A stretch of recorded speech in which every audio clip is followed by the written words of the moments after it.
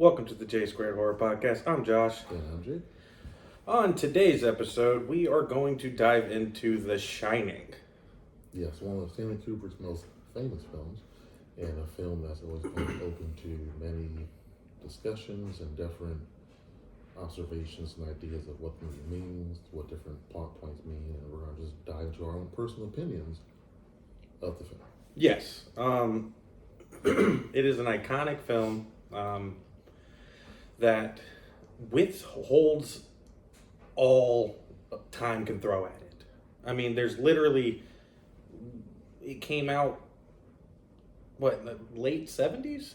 I want to say late, maybe 1980, I think. Yeah, so, you know. It's Friday the 13th. Yeah, obviously, your fandom of Friday the 13th keeps coming out. But, you know, The Shining, it's Kubrick's best. I would definitely say so. Yeah, I would say so too. And what got you into The Shining? What started you watching The Shining?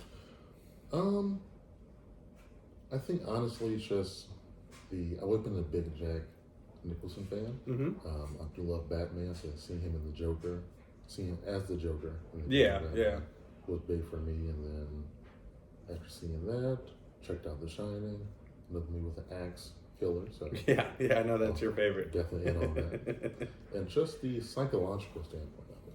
Yeah, I mean, it's definitely one of the most psychological movies that came out in that time period. Yeah. I mean, it definitely just, you know, it's horror because of its just darkness and the ghosts and the possessions and all of that kind of stuff, but the psychological aspect is something that, you know, it's just beautiful. You know, it starts, you know, with the drive to the Overlook. Yeah, with just a beautiful overhead shot, seeing the water, seeing the car go down the twisting and turning roads. The score itself, it definitely puts in your mind that there's definitely something ahead. Yeah. It definitely gives you an eerie feeling as soon as it starts, and yet it's such a beautiful opening scene. Yeah. It definitely is. You know, so. And then pretty much as soon as they get there, mm-hmm. and you just see Jack and the way he looks and the way he interacts with Mr. Ullman during the interview, mm-hmm. you kind of can tell he's borderline. He can go either way type of thing. Yeah, he's definitely not normal seeming. I mean, you know, he's in the interview and he's mentioning a massacre that happens, and Jack Nicholson is literally unfazed. Yeah. I mean, he's sitting there like you just heard that, you know, the power might go out in a section of the hotel or something. You know, it's just kind of like, all right, the last caretaker from the 70s decided to butcher his family. And Jack's just like, oh, okay, my wife would love that. She likes ghosts and spooky stuff. It's not something I'd ever do, but once I tell her about it, she'll be on board. Yeah, exactly. So it really starts off with you immediately wondering, what is going on inside of the head of this Jack character? Yeah, definitely. And then once his family gets there, mm-hmm. you can already see actually before you even get there, you can see the uneasiness of Danny. Yeah. You know, why he doesn't want to go, and there's not really a reason yet. Well, he internally knows the reason. Yeah. But it's not shown to everyone else why he doesn't want to go. Yeah, because, you know, he's starting to show the shine, as it's so called, with Tony. Yeah. You know, it's very confusing at times with Tony. What do you think the reason behind him having Tony is? I feel like it's his subconscious. Okay. Just talking to him, and maybe Danny's too young to know that that's what it is.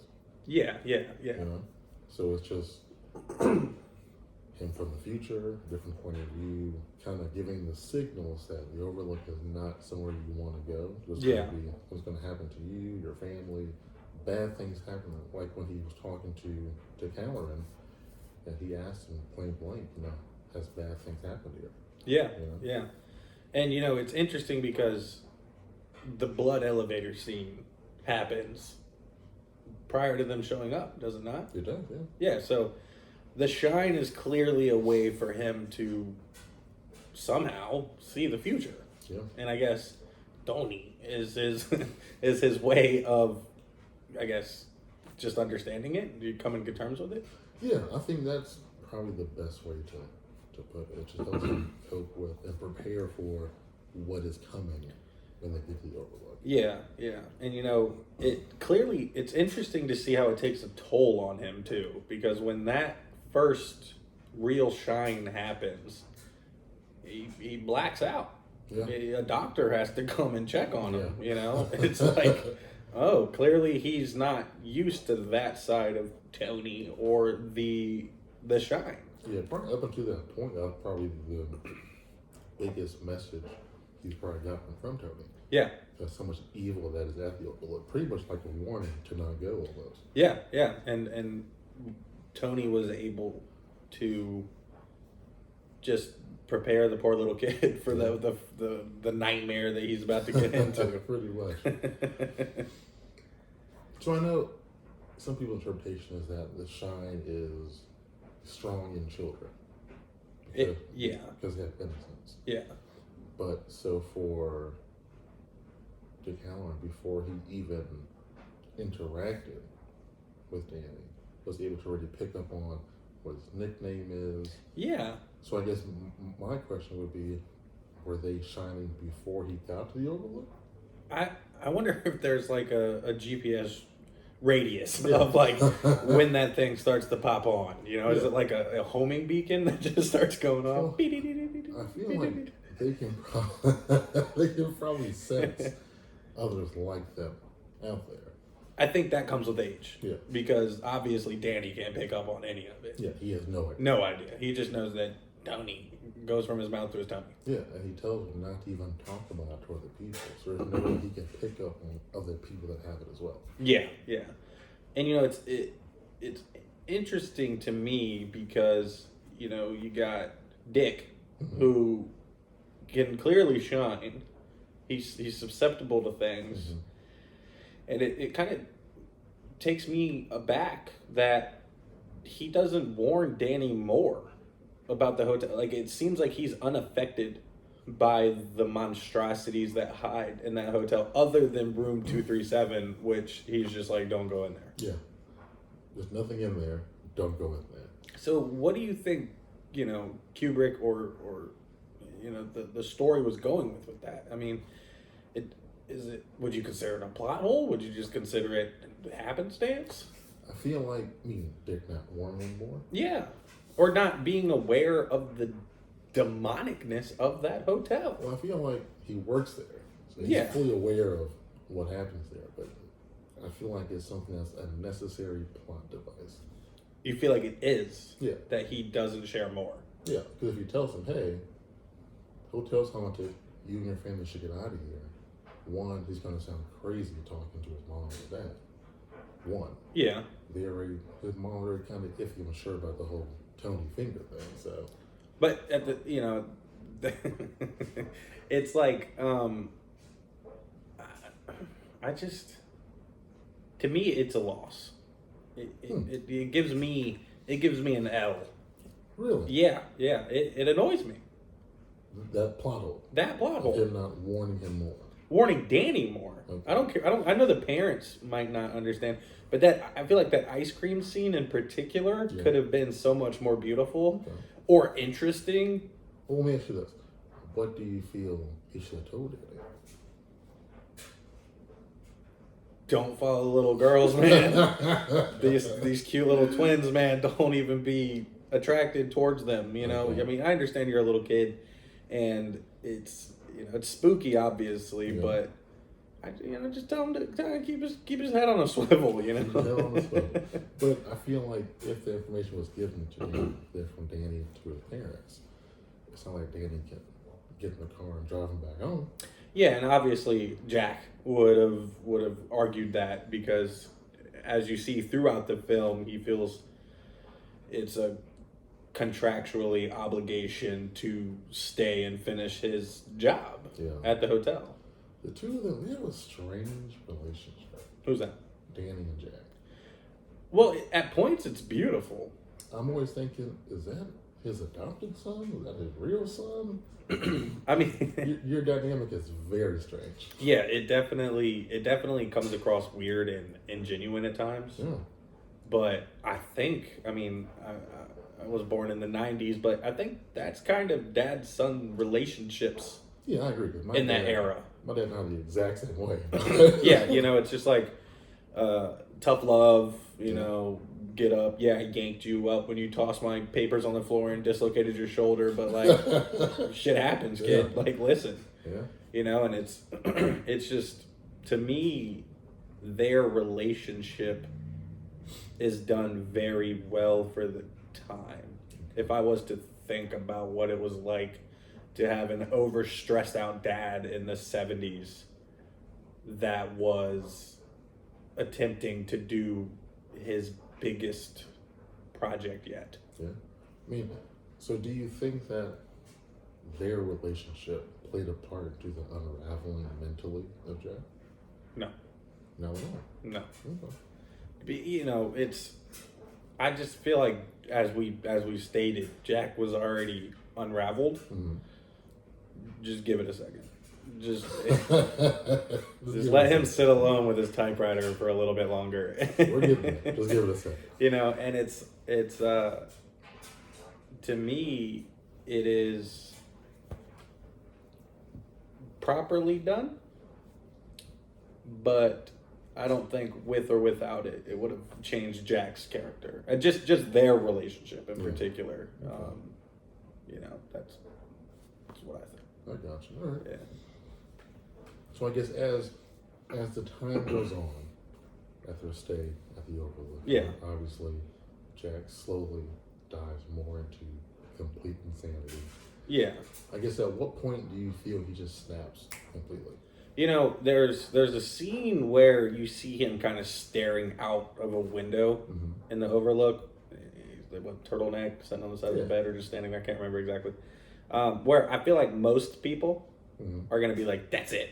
Yeah. That is the moment where Jack Torrance completely loses his mind. And I think that the isolation and his tiredness were getting to him, because, I mean, I've probably looked like that before work a couple of times. It's like I've stared off into the abyss a couple of times.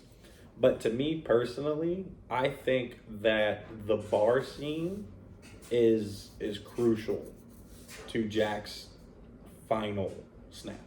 Okay. Because I feel like, and this is just my personal opinion, I've never talked to Kubrick a day in my life, but I feel like his daydream of drinking, he's 5 months sober, it's something that the whole family's proud of. I think that when he puts that bourbon to his lips, in his mind, he's coming to terms with his insanity. It gives him the excuse that he needs to finally snap. Because, like a lot of men out there that are abusers or are crazy, they almost need that in their life. And that's what he used. Okay. I feel like mentioned before, the psychological deterioration of him was happening the entire time. Yeah. But I do agree, that point, sitting at the bar, the second he says he would give his soul for a drink, immediately Lloyd pops up. Yeah. Like, right after he said it. Yeah. So I feel like that was maybe the offering, almost. Yeah. That he gives to him, and as soon as Lloyd appears, the conversation that they have, first of all, he knows his name. Yeah. Immediately. Yeah. Knows his name, and so I kind of feel like it also ties into the point to where maybe it's him battling between this past life he's lived and the current life he's living now. And at that moment, while he's talking to Lloyd, he's, I guess, the reincarnated version of himself, discussing the current life he's living now. Yeah. So do you think that, this Jack character, do you think there's more to him than meets the eye? 100%, yeah. So, do you think that it is a demonic entity that loves controlling men to butcher their families? Or do you think that Jack is that ghost and he's always been at the Overlook? That's very interesting, actually. Thank you. You're welcome. I feel like it plays into, they mentioned earlier the hotel being built on, Indian burial grounds or whatever. Yeah, which I think ties into the blood elevator. Yeah. That doesn't really make sense to any other plot. I agree. So maybe after a certain point there of isolation, whatever's there, it attaches itself to Grady at some point. Time goes by, ties in Jack. But I do think Mr. Ullman, the guy who interviewed him, Yeah. he ties directly into it somehow. How do you think? I think maybe he's the person who picks and chooses the next caretaker. Oh, so he sees something in these caretakers and almost feeds the hotel. Exactly. Feeds the entity of that hotel, the evil in that hotel with a susceptible caretaker. Yeah. Interesting. I like that. Yeah. Now, we've talked a good amount about Jack. Talked a good amount about Danny. Okay. But old Wendy. Good old Wendy. Good old Wendy, man. I think that there's a huge correlation with not weak mothers, but over loving mothers in horror in general. I mean, immediately off the bat, when I'm watching The Shining now, it reminds me a lot of, but to me, Hereditary. And that mom, son, daughter relationship that they have. Yeah. I feel like sometimes the role of the mother in these horror films is just crucially beautiful in a, obviously a character development sense, but I feel like it needs to be talked about more. Me personally, I 100% dislike the character of Wendy. You dislike the entire character of Wendy? From beginning to end. Now, is that the actress's portrayal of Wendy or the actual character Wendy? A mixture of the two. Yeah, because, obviously she's she's portrayed as a weaker character. So whether it was Shelley Duvall playing her or someone else, I feel like it would still come off the same. They're like a damsel in distress almost. Yeah, but, what else could you have done in that instance? I mean, if you had the strong... She survives. By default. Yes, by default, but she's still... And even the ghost mentions it. That they're all surprised that this girl is kicking their asses. Yeah, but also, to an extent. By default. She starts off bad when she's pretty much defending Jack to the doctor about, it was an accident. He used too much strength, blah, blah, blah. That started there. Once again, time. Era. 70s. I get that. Yeah. But then as it goes on, where it's just her and Jack talking directly, he is talking to her like she is just garbage. And just taking it. Hey, I don't mean to speak for women in the 70s, but I imagine a lot of women went through that, unfortunately. Yeah, so I think that, I don't know if it was, to me, I think it was the actress's portrayal. You think so? I do. Because it's the gangly arms, it's the over-the-top screams. I mean, you're swinging a bat from the middle of a bat. There's no way you've seen somebody hold a bat like that and use it correctly. Yeah, I feel like she's not that strong. If she had held it by the base of the bat and swung, it probably took her off the sticks. Yeah. So that was probably a good idea on her part to hold it that way. To an extent, maybe, but I feel like it's just I really think it's the actress's portrayal. Okay. I get what you're saying about the weak woman. Like, it would have been great, I think, for the 70s to have had a strong woman portrayal in that movie. Yeah. Like, I think that would be beautiful. I agree. Like, for sure. I'm not knocking that idea at all. But I just, when you see, what's the actress's name? Shelley Duvall. Shelley Duvall. It's just awkward, man. It's like she's a default final girl.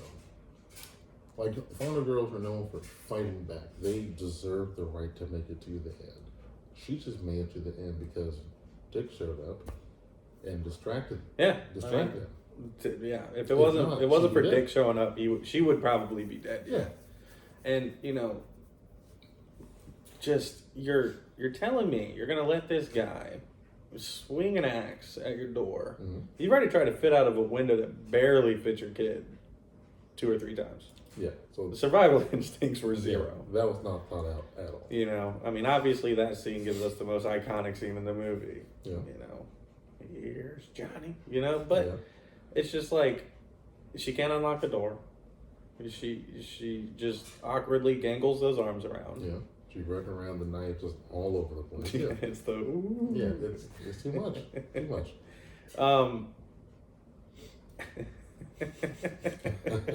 It is entirely too much. She is a safety risk to herself. Running around with that knife like that. Yeah, when you see her running in the snow with the blade up, but kind of just swinging outwards, I'm like, what are you doing?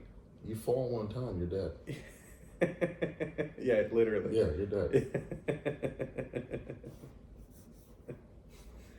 So, I want to talk about some, I don't know if it would be considered foreshadowing or just, happenstance, but the maze. Okay. You got the fun scene, mommy and son, nice warm winter day, running through the maze. Do you think that plays a bigger part? 100%.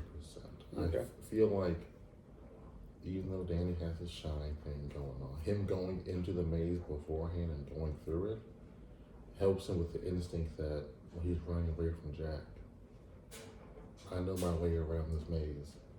He doesn't. Yeah, because he outsmarted an adult. Yeah. Just hell-bent on murder. Yeah. And it's hard to do. We see it time and time and time And again. you in can see movies. it's just a defeat in his face, like, fuck. Yeah. I am not going to find him. Yeah. And he's like putting words together or putting sounds that almost sound like words together. Yeah. Yeah, it's not going to get. I feel like, Danny, when going into the maze beforehand, definitely was the blueprint to saving his life, pretty much. Yeah. I think that's a cool little tidbit that Kubrick was able to do. Yeah. So, do you think that them surviving takes away from the story? Would you, if you were to have done The Shining without, any other literature on it or anything of that nature, would you have had both of them survive? No. Why? In your opinion, what do you think the reasoning behind Wendy and Danny surviving Jack's brutality? Honestly, the only reason why they both survived is because Danny couldn't drive that snowmobile back to home. Or, Yeah. Her only purpose was to drive it back. Yeah. Because if Dick hadn't showed up, even if he did show up, if Jack had gotten the chance to kill both of them, we already know that Danny was going to live either way. Because he already had the maze plan thought out. Yeah. Because he beelined it for that thing. Yeah. So without second thought, like, this is my plan to go. So regardless of Wendy living or not, Danny did it just fine. So, Dick's character is probably one of the only lead black characters that has ever been that nosy. He is very nosy. That's definitely not a cliche. It is not. He is laying in bed in Miami, Florida. Toes up, booby pictures on the wall. Yeah. He's even got a pillow for his toes, man. My man is chilling. He's like, you know what? Something's not right. And the whole Jack or Danny having a miniature seizure and Dick feeling that, when all that started popping off, it showed, I guess, that The Shine can go farther than we all thought. Yeah, but if we can go that far, rather than calling the hotel to ask Danny, "Are you good? Yeah. You're not? Okay, we'll figure it out." Maybe he can't send it. He can only get it because of Danny's youth. Remember, you mentioned that earlier. The shine seems to be more prevalent in the youth. Yeah. Maybe he can't broadcast his shine that far. Well, they should figure that out. Danny should have did something. Yeah. But Dick's calling, what's going on? I'm not hearing anything back. So to go from Florida all the way to Colorado In record time. and to die like 30 seconds to walk through the door, You didn't see that coming? if I'm walking through a hotel that I know some sketchy stuff's going on in it, I'm not calling out like that. Yeah. No, you ain't gonna know where I am. Mm-mm. Anybody here? Yeah. Hello, anybody here? Matter of fact, you know we're here. Yeah, but his death is the only jump scare. Yeah. In that entire movie. Well, I guess the lady in the bathroom. When you see that switch, it's not really a jump scare. It's just kind of like a mental thing. Yeah. But when Jack pops out from behind that pillar and gets him in the chest, Just nails him in the chest. and the score, my goodness, is that perfect? Yeah. It almost hurts your ears. And then just that insane look on Yeah. Jack's face. Yeah. While he hits him with the axe, and then as he's pulling it out of his chest, he's standing back up. Like, this dude has lost it. Do you think? I mean, this is definitely you could do this with almost any movie out there, but we're talking about The Shining and Jack Nicholson. Do you think that was the perfect role for Jack Nicholson? Do you think it broadcasted his career to be the massive career that it is today? No, I don't actually. Okay. I feel like it's a very well-known part of his, but I feel like my only issue with Jack Nicholson playing that role is if it was like more of a mellow actor Mm-hmm. who had reached that point and started acting like that, it probably would have sold better. Jack Nicholson's always kind of antsy and has energy and has a certain demeanor about him. Okay. 'Cause he seemed borderline the entire movie, but to have a character who isn't like that, just an everyday person who all of a sudden snaps, it probably came across a little differently. Yeah, but do you think that he was that known when the movie came out? Yeah, he may not have been superstar, but I feel like he was known because he was handpicked by Kubrick to play that role. Okay, yeah. Because he saw him in, I think it was One Flew Over the Cuckoo's Nest. Damn. Oof. A couple years prior. Yeah. We saw him in that. It was like, That's what my I guy. want. Yeah. Yeah. See, to me, I 1000% feel like that propelled Jack Nicholson to becoming Jack Nicholson that we have today. His facial expressions, the low to highs, the manic smile and laughter that he's able to pull off.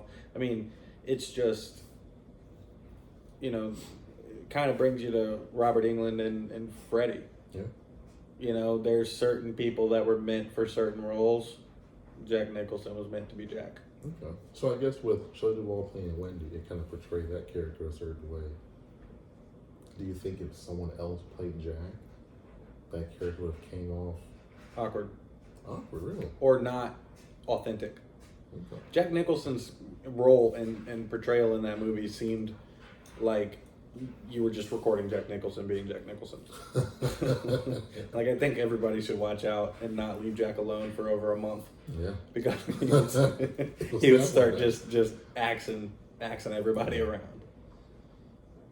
I'm trying to think of other roles I've seen him in like horror type movies. I can't think of any other ones. I know he was in this really shitty movie called Wolf. Remember that? That was not very good. Wolf? Wolf. Mm. Yeah, it's not very good. There's many of those out there, though. And I think he's a writer. Oh. In that movie. And he's like in the snow or something, gets in an accident, and a wolf bites him. He becomes a werewolf. Interesting. Yeah. Jack Nicholson I as a werewolf. would not recommend it at all, but Maybe it'll be an episode. Do some of those obscure ones out there. So you've got The Shining. Mhm. It's one of the scariest movies to do your first content-oriented episode of a podcast. But here we are, being able to sit and talk about our ideas and our thinking on the movie, regardless if people agree with it or not. But a question that I have for you is, what was the budget? Not, you don't have to give me the exact number. Was this medium, low, high? $19 million. So very high for that high. time period. Yeah. You know, we might be off, but that's about what you're thinking it is. I think about $19 million. Because while you watch it, it gives you the vibe. And this isn't to take away from anything. I hope this doesn't sound bad. It definitely gives you the vibe of a lower budgeted movie. Very minimal actors and actresses. Yeah. Very obscure, isolate location. Yeah. Clearly tell it's like a green screen backdrop in multiple scenes. And I get it. It's a whole different time period, and that's what they had to work with. But to me, it definitely gives off the vibe of like John Carpenter's Halloween, The Thing. Some of these not as well. The Thing was a lot bigger than Halloween, but so just like Friday the 13th. Yeah, Friday the 13th. I hate saying it, but it's your it's your nod. But watching it tonight, it just gave me that vibe, and it's maybe just Kubrick's directing style. I mean, that could be it. I mean, to me, it looks like an expensive movie. So we're in complete disagreement here. From just the scenery, the effects that they have, the whole blood elevator. That alone. Oh well, yeah. That alone could not have been cheap. You're right. That seems like we're just one time. Yeah, just make me sound like a complete idiot right now. That's totally. I guess it's just like bits and pieces from the movie, meaning that. Obviously that like we had already mentioned that intro. There's probably a helicopter involved. Yeah. There were no drones in the 70s. It's a beautiful shot, but like in the main parts of the movie, that's I guess that's what I meant. Where it felt small budgeted. Okay. Yeah. So let's get to probably something that's debated obviously quite a bit. What's that? The ending of the movie. So the picture. What does that mean to you? It's simply meant to piss you off and make you wonder about everything. To me, it probably a safe bet means that Jack's always been there. Whether it's his bloodline, I think at one time it's like it would be. Well, could he have been alive? No. That's impossible. Well, he alive, but not that age. Not the exact same age now. I mean, there's got to be a reason. I mean, I think it's just meant to confuse you. I feel like it's reincarnation. Because earlier when they talk about the Grady's, so there's Charles Grady, who killed his family. He meets Delbert Grady in the bathroom. They, according to Jack, he saw the newspaper that had his picture in it. So it must look exactly the same. Yeah. Don't forget that little detail. Yeah, so it's just reincarnation. So the guy he's talking to, Delbert, is from the 1920s. The same year as that picture. Okay. That's why he tells Jack, you've always been the caretaker, because from Delbert Grady's standpoint in the 1920s, you were the caretaker. That's deep. Yeah. That's probably right. And my piss you off is not. Yeah, Cooper, I gotta figure it out. Yeah, it's definitely a spicy ending. Yeah. To just confuzzle you. Yeah. But it's so open to debate because it could mean anything. Yeah, and he never went on record saying one or the other, did he? I don't think he did. No, not that I've ever heard or seen. Yeah. What's crazy is when we first started, Jack walks into that overlook, those pictures are hanging up through the doors. Just like Jason goes out. Yeah. The pictures are always there. So maybe he just never goes to that side of the hotel. He's not looking at the pictures. But like you said, he felt like he's been there before. Yeah, I mean, he mentions that multiple times. The only explanation can be reincarnation. To feel like you've been there before, to know Lloyd on a first name basis, to say that you always liked him. Yeah. You just met him 2 minutes ago. Yeah. So it's just that battle of whoever whatever Torrance he was in the past to the one he is now. That's why everyone refers to him as Mr. Torrance. Mr. Torrance, yeah. The people who know him for the first time, like Mr. Ullman, Dick, they refer to him as Jack. Yeah. Yeah. That's crazy. Got it all figured out. Clearly, you've spent some time thinking about this. My entire life I've thought about this. Being one of your favorite all times. Yeah. How would you have ended it? Good question. Since you spent your whole life thinking about this movie. I would have been okay with Jack dying, obviously. Wendy, if she has to, and Danny getting away. But then just showing a new caretaker taking over. Like going in there? Going in there. Do you think it would be interesting if he's like, hey, last year this guy kind of tried to kill his family and died in the snow? Yeah. Do you think it would have taken away from the movie if Jack survived? 100%. Why? A character like that, he has to die. First of all, that would have changed the ending of the whole maze. That would mean that he would have eventually gotten out of the maze somehow. Don't see how that would happen.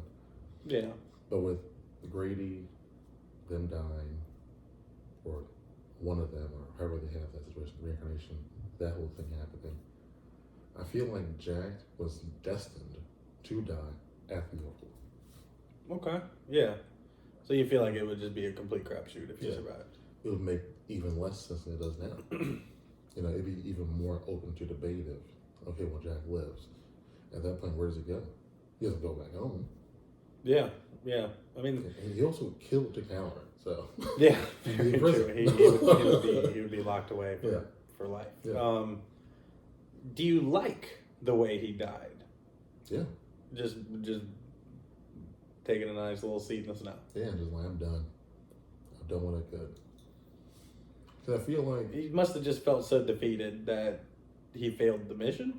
Yeah, he failed the mission because Grady let him out the freezer. Yeah, and they were very, very wondering about that. Yeah, they had a very stern talking to with him. Yeah, he believed you let him out and then you died out there. So I guess the cops come. They probably retrieve his body, I would assume. I would assume, yeah.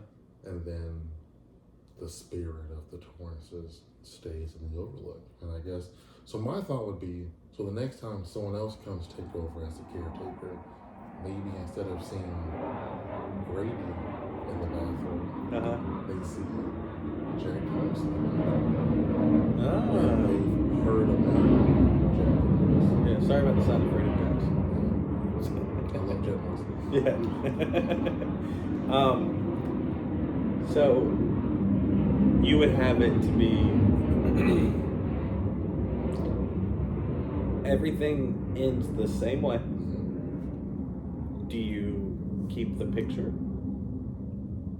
and then kind of have it zoom out and then show basically Jack 2 walking through the door come spring or come next winter? Yes. Sitting down, hey, you're the guy for the job, but I got to let you know that the last caretaker kind of went cuckoo. Yeah. And then you would have it end? So what you're saying is that person that came for the interview Mm-hmm. is another version of Jack Torrance? Mm-hmm. Yeah, that's good. Yeah. Yeah. Hey. Yeah, I'm good with that. Yeah, you're onto something there. Yeah. But, I mean, I get it, though, because we're sitting here, how many ever years later?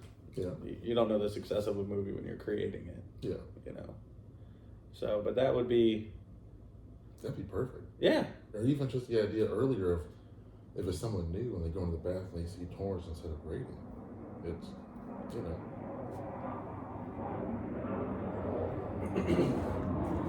It would be one of those endings that I think to a lot of people would be proper. And even if you never did the full movie, You think so? it would be perfect. Okay. Because it shows that the hotel survives. The hotel it wasn't defeated. Okay, true. And the way it ends, and using that type of dynamic of the hotel never dying or always living Mm-hmm. takes you well into Dr. Sleep. Yes, it does. But, we'll dive into Dr. Sleep more on the next episode. Yeah. But I think that even if you did our ending, Dr. Sleep can still happen. Yeah, for sure. It doesn't mean that the next one didn't put the hotel out of commission. Sure. You know what I mean? Yeah, it definitely could happen, but either way, it just ties into it perfectly. Of the hotel being able to live on forever. So it's not just who inhabits the hotel. Because even if you're not at the hotel, the spirits are still there. And that's what Dr. Sleep really dives into, and was done so beautifully. But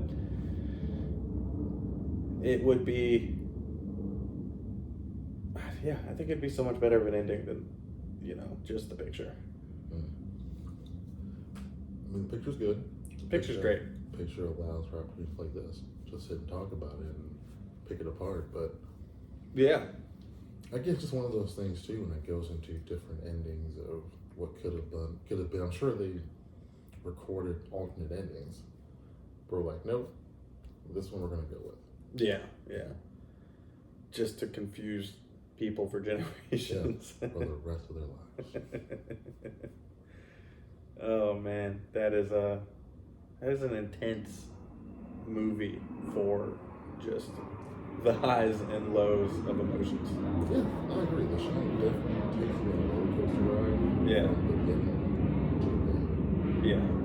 And even though it's not high paced the entire time, it deals with your emotions and your psyche.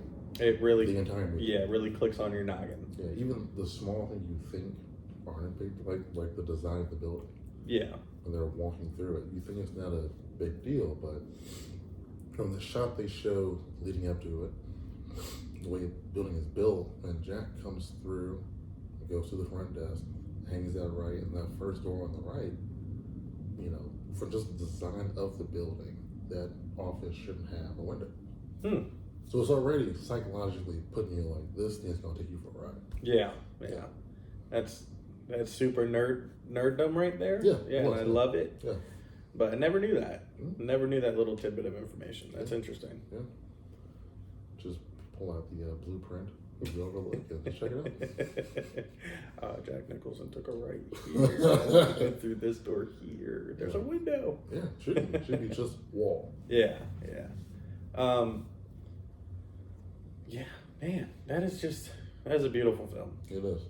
And a piece of art for sure. It's on a different level of different other horror movies like Halloween or Friday the 13th. It's a psychological thriller almost. Yeah, it definitely gives you more of a psychological thriller. But definitely has the horror aspects. 100%. Yeah, definitely, with obviously the creepy ghosts and the theoretical possession of Jack. Yeah. I mean, where it's confirmed, I'm not sure. Yeah, I mean, the ghost, not every ghost is scary or horror, but, we will get there. Well, yeah, we'll obviously dive into that more, but it is a true classic. Mm-hmm. I hope we did it justice in this episode of just talking our own opinions and thoughts. Yeah, I mean, you can't go wrong with your own opinions. So. No, you hope not. But is there anything else you'd like to add about The Shining? Just pretty much, if you haven't watched it in a while, rewatch it. Rewatch it. Yeah. You'd be surprised at little things you'll pick up on. I mean, we literally just sat through watching it and wrote down so many different things that intrigued us. Yeah.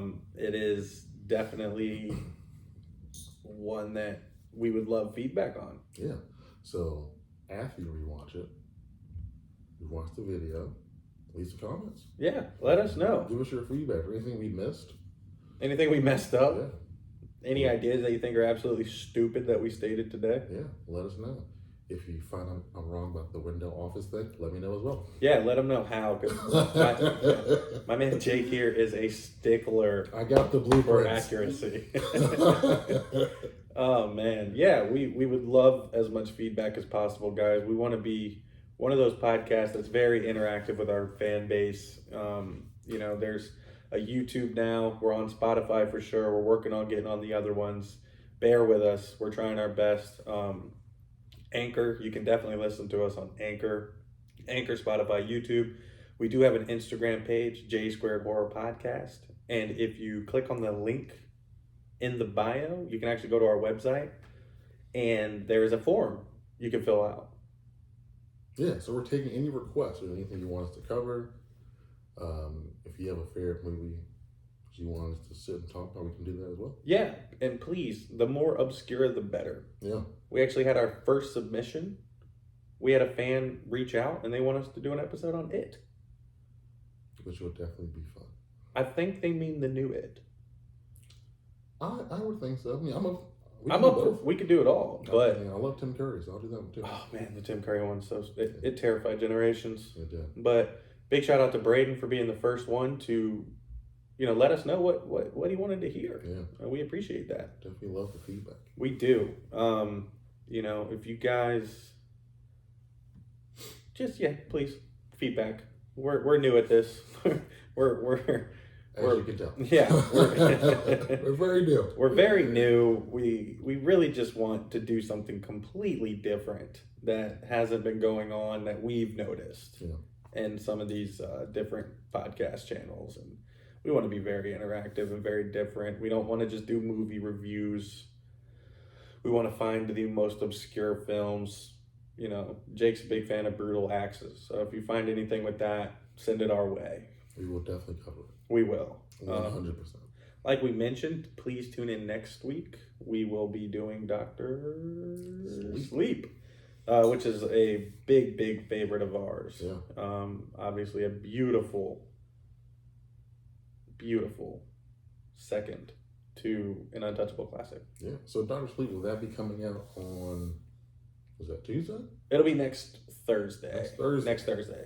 So tune in next Thursday. Next Thursday. Next Tuesday, we'll have another little, just me and Jake kind of shooting the shit. No real topic, just kind of going off the top of our heads. Hopefully, if you guys leave no comments, we'll talk about what you want us to talk about. Yeah. The more feedback we get, the better we're able to kind of steer this ship. Right now, we just are going off of the seat of our pants, and trying to put out the content that we think you guys will like to hear. Especially a big one like this. So, as always, I want to take a big, big shout out to my boy Lucky Riggs in the intro. The intro maybe only be 10 seconds, but if you guys stick around after the video, his full song that he did is at the end of the video or at the end of the podcast. Totally worth listening to. It is. It's music inspired by Nightmare on Elm Street and John Carpenter's Halloween. It is heavy. It's awesome. And another big, big shout out to my boy Jeff. Oh man, what's his last name? Balance. Jeff Balance. I started saying Jeff Bridges, like we knew him. Big shout out to Jeff Balance. And also Jeff Bridges. Jeff did all of our design work. We got our own personal hoodies. All the logos you guys see on our social medias was all him. We love it. We really do. So as always, thank you for tuning in to J Squared Horror Podcast. I'm Josh. And I'm Jake. We'll talk to you soon.